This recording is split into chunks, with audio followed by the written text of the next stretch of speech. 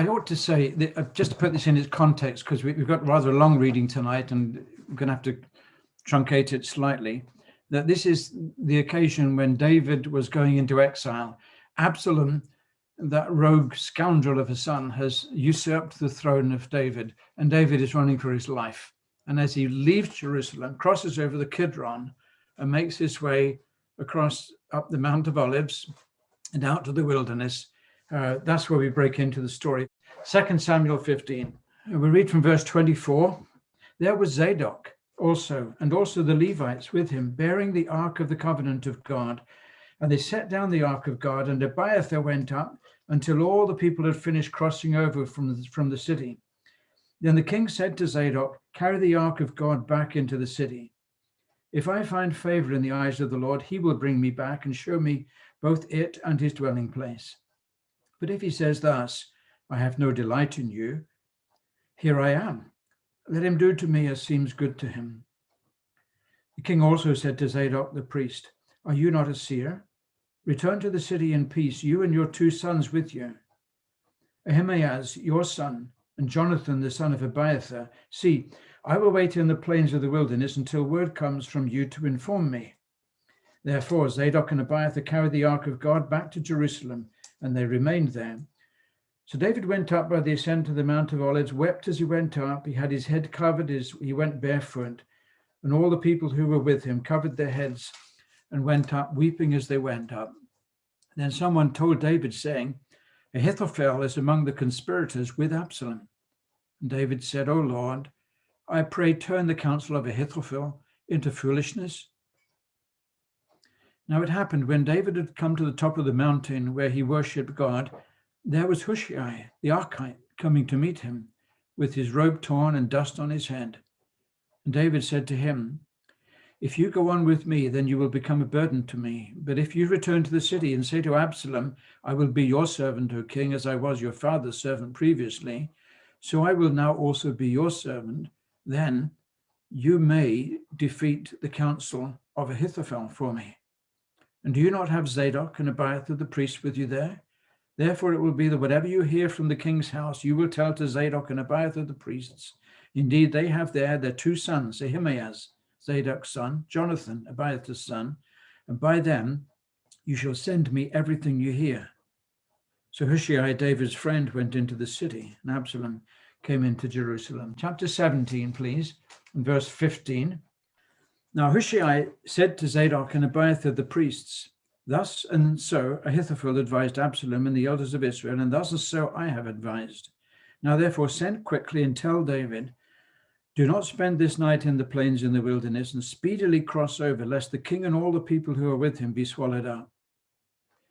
Now Jonathan and Ahimaaz stayed at En-Rogel, for they dared not to be seen coming into the city. So a female servant would come and tell them, and they would go and tell David. Nevertheless, a lad saw them and told Absalom.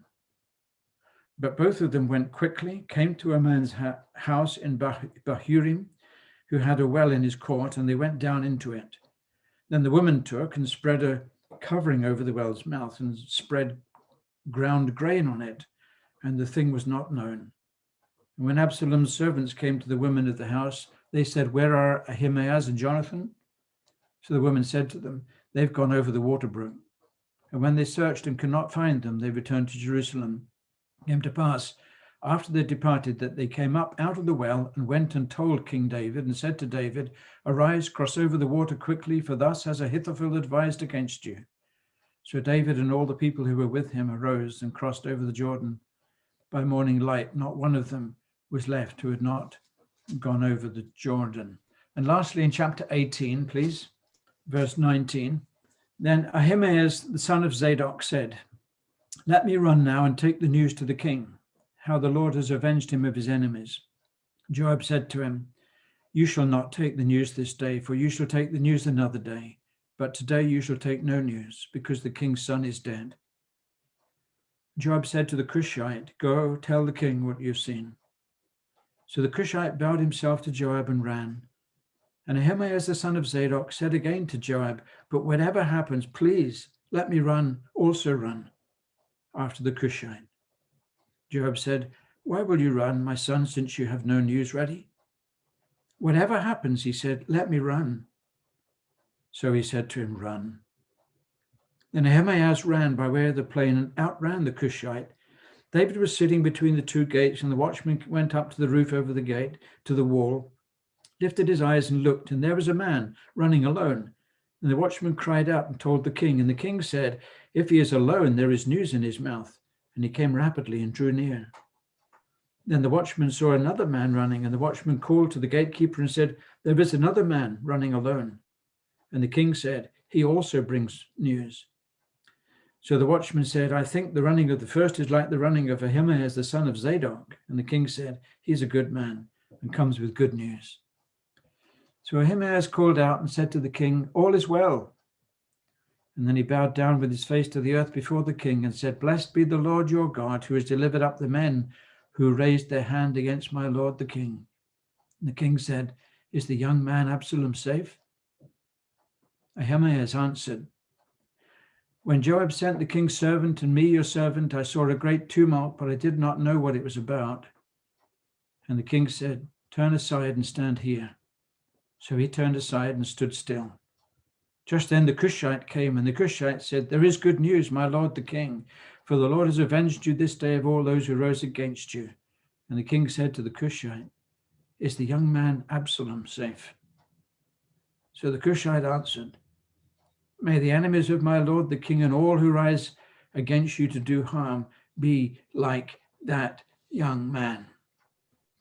There's three scenes there, and I just want to comment briefly on each of them. The first is as David's going out over the brook Kidron, going into the wilderness. And the second is this taking of the news to him by the two runners.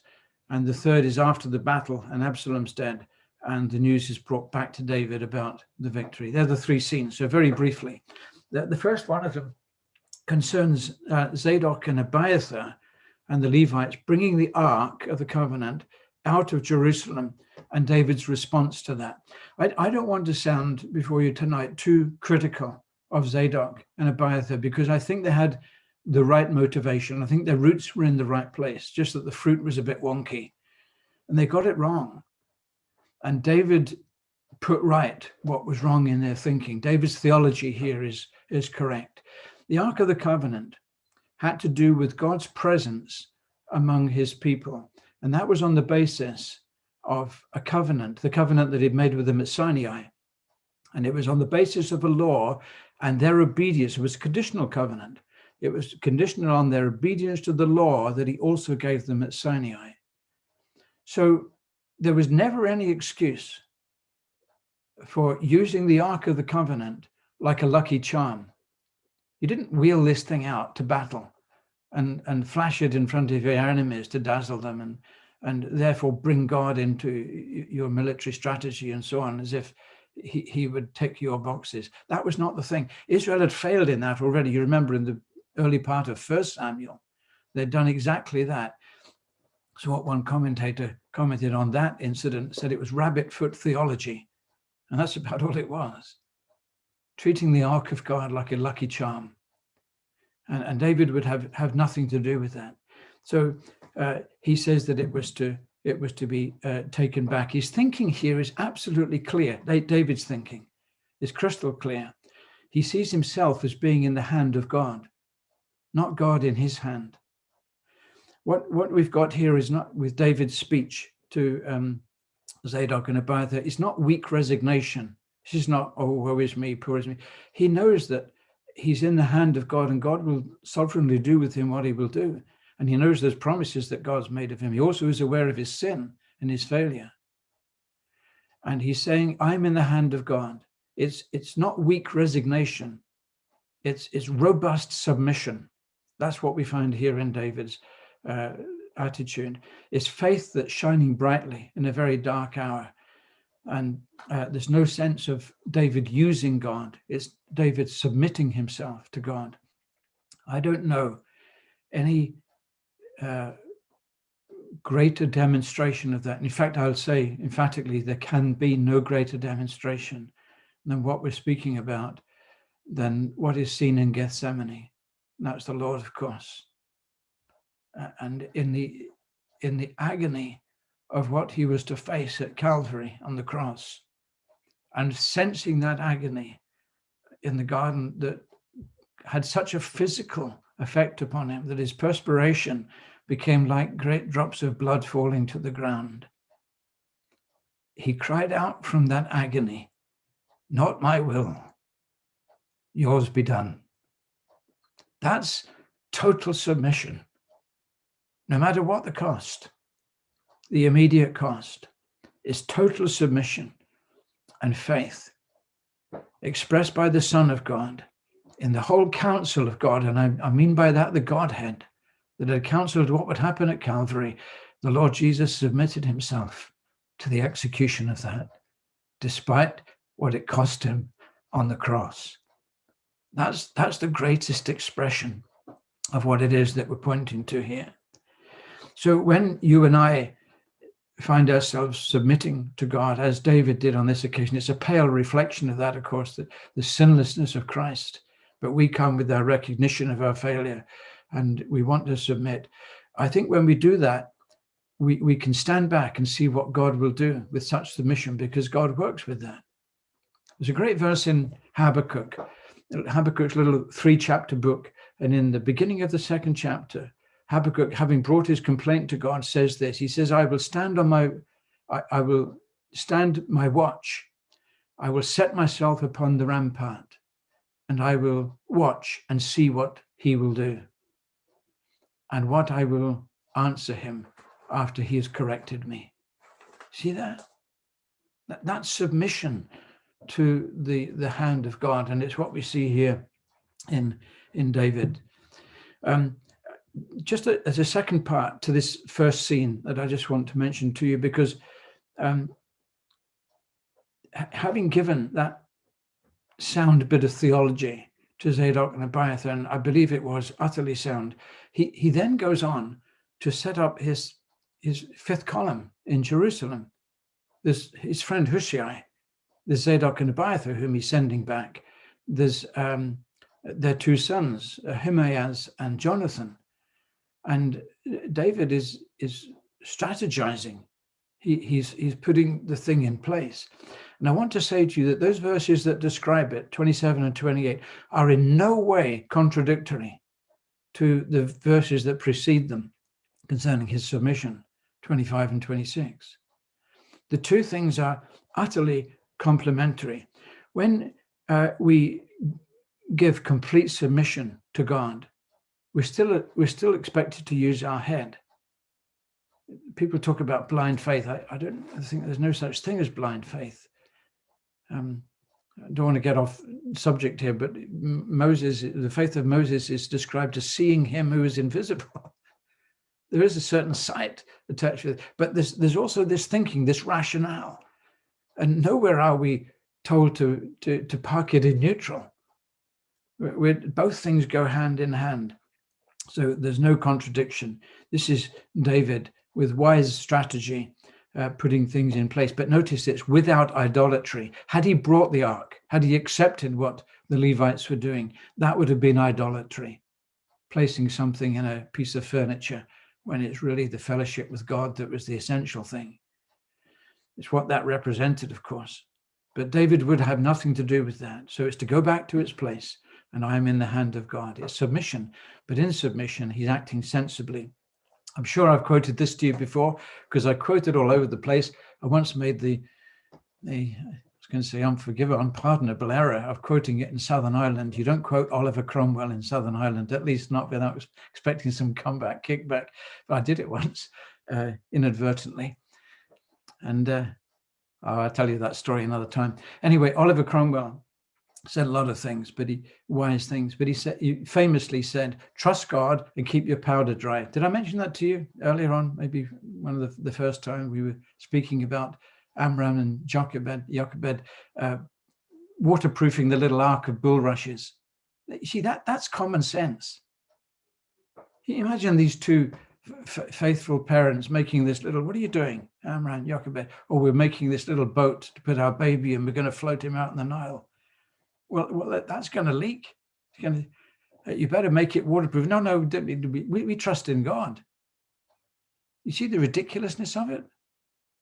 You trust God and keep your powder dry. Trust God and put waterproofing on your little ark of bulrushes or whatever it is. Use your head. God doesn't expect it any other way. That little maxim that some of us grew up with, let go and let God, is not so theologically sound as perhaps we once thought it was. When you let God do things, God expects you to do your part also. He brings us in to the fulfillment of his purposes, the unfolding of his ways. And that's our faith, our part of faithful service for him. So that's the first scene. I just want to move on because you will see how these are connected. The second one is the actual outworking of that. So now Absalom's come back into Jerusalem. Hushai has finagled himself into the council rooms of Absalom and got himself listening into Ahithophel's advice. And he gives his own advice. There's a lot, we haven't read all the detail there, but I guess you know it. And then, of course, he takes this out to Zadok and Abiathar, and they send the message out to their sons, and Jonathan and Ahimaaz are set to run with the message to David. So what David has put in place is actually outworking here in the second scene. And this is where we find our now familiar theme of Exodus and 2 Kings, Obadiah.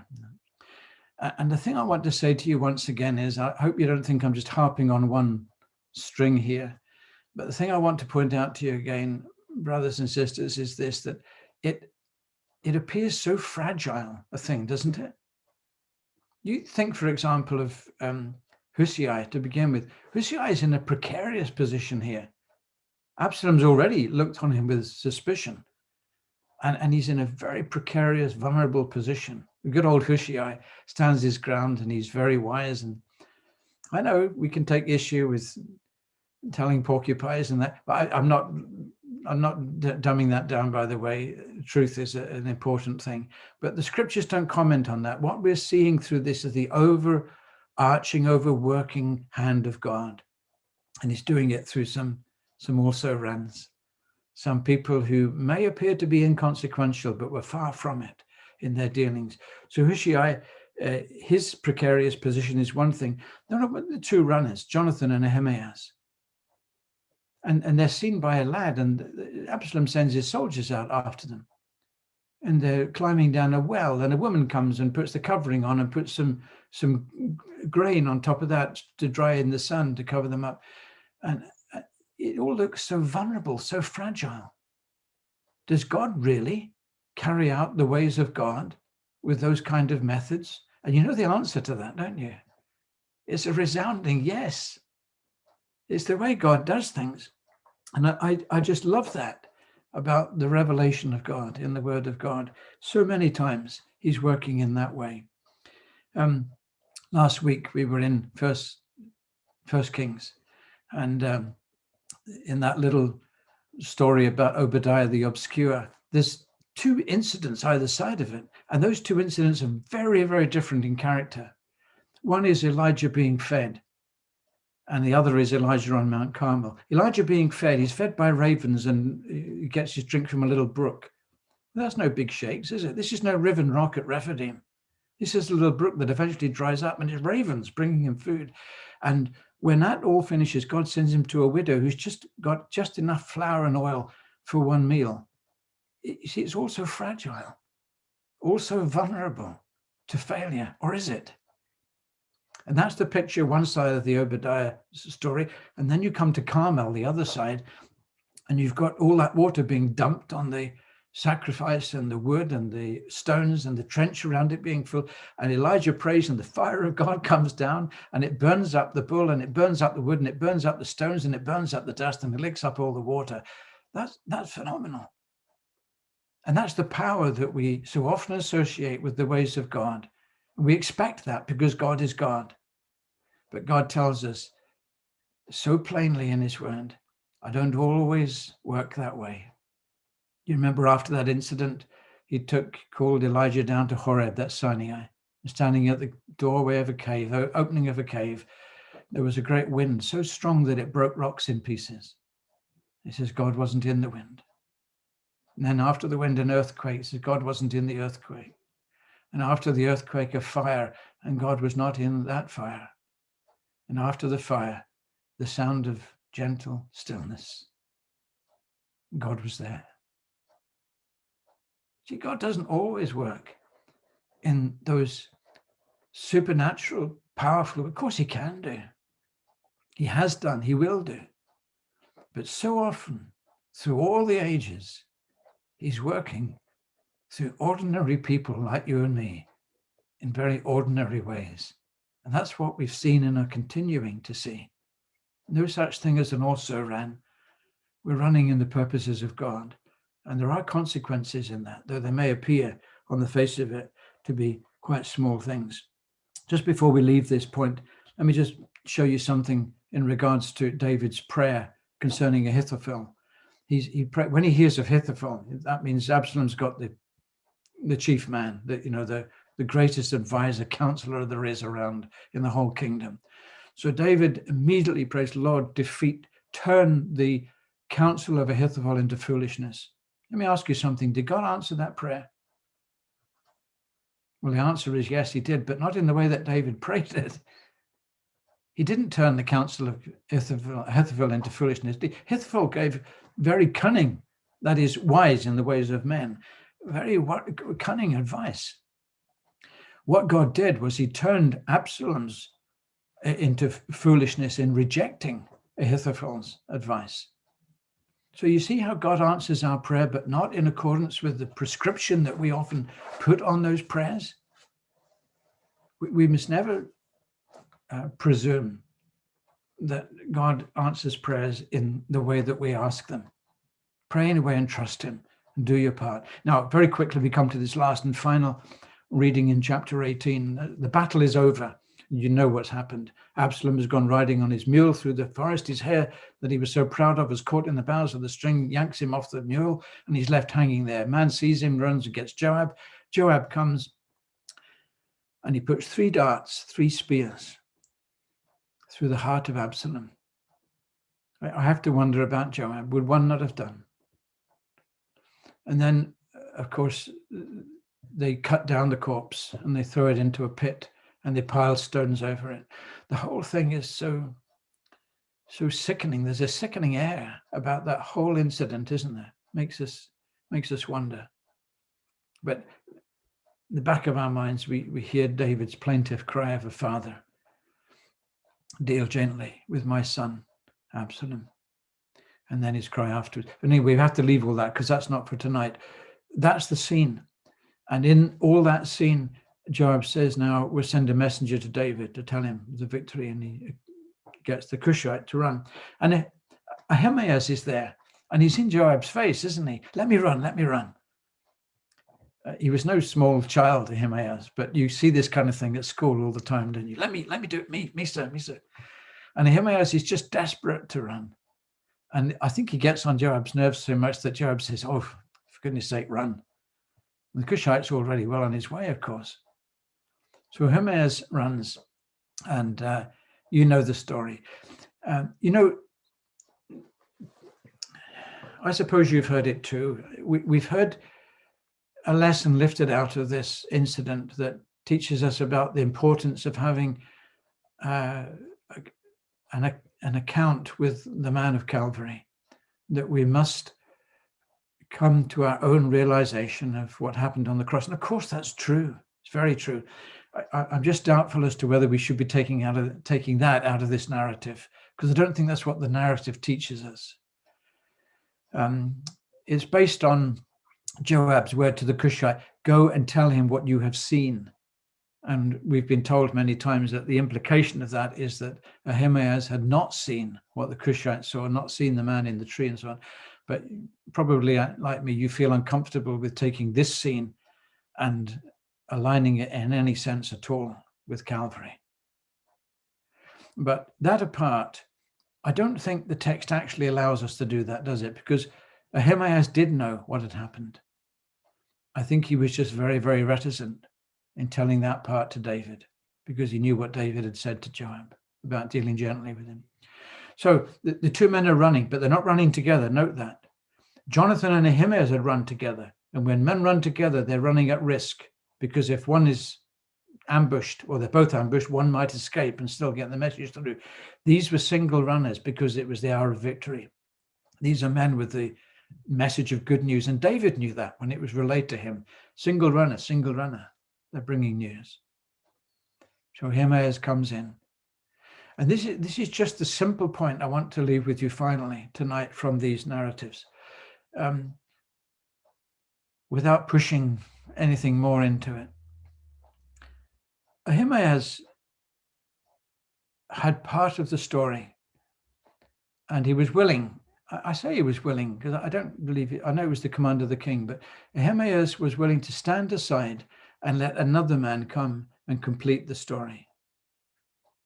You know, when we're running in the purposes of God, when we're involved in the service of the Most High God, we must always be prepared for someone having a part of that, another person, maybe many people having a part of that. I don't blame Ahimaaz for being desperate to run that day. He'd been in this thing from the beginning, running with Jonathan, his friend, down and taking the messages. I believe he'd been in the main course as well as the hors d'oeuvre. He'd been in the main course of the battle, because otherwise why would he have been there? We don't know what he did, but I think it's fair to assume he was in that. Now comes the dessert. Here's the sweetness of victory. And Ahimaaz wants to have a part in that too. Who would blame him? So with full understanding, we understand why Ahimaaz was so desperate to run with the message that day. But you know, there are some people I've met who want to be the beginning, the middle, and the end of everything. And that's not the way of disciples of Christ. We run with others, and others are running and doing their part, and there will be a time to step aside and let them do their part. We're not to be the bearers of every bit of news. It doesn't matter if people think we don't know it. There've been many gospel preachers that have accused Ahimaaz of that down the years, and I don't think it matters. I don't think Ahimaaz would worry about that a jot. And don't let it worry you if people think that about you. Oh, she doesn't know, he doesn't know that. Well, that's okay, even if you did. Let it be. We're all running in our part. Let me finish with this final contemplation of where we're up to at the moment. There's no way that Absalom could have won in this. There's no way in which the advice of Ahithophel could have brought down David. Why? Because God, the Lord God Jehovah, had spoken to David certain things concerning his kingdom. And there was no way that long-haired popularism or very clever advice and counsel could ever undo what God had said.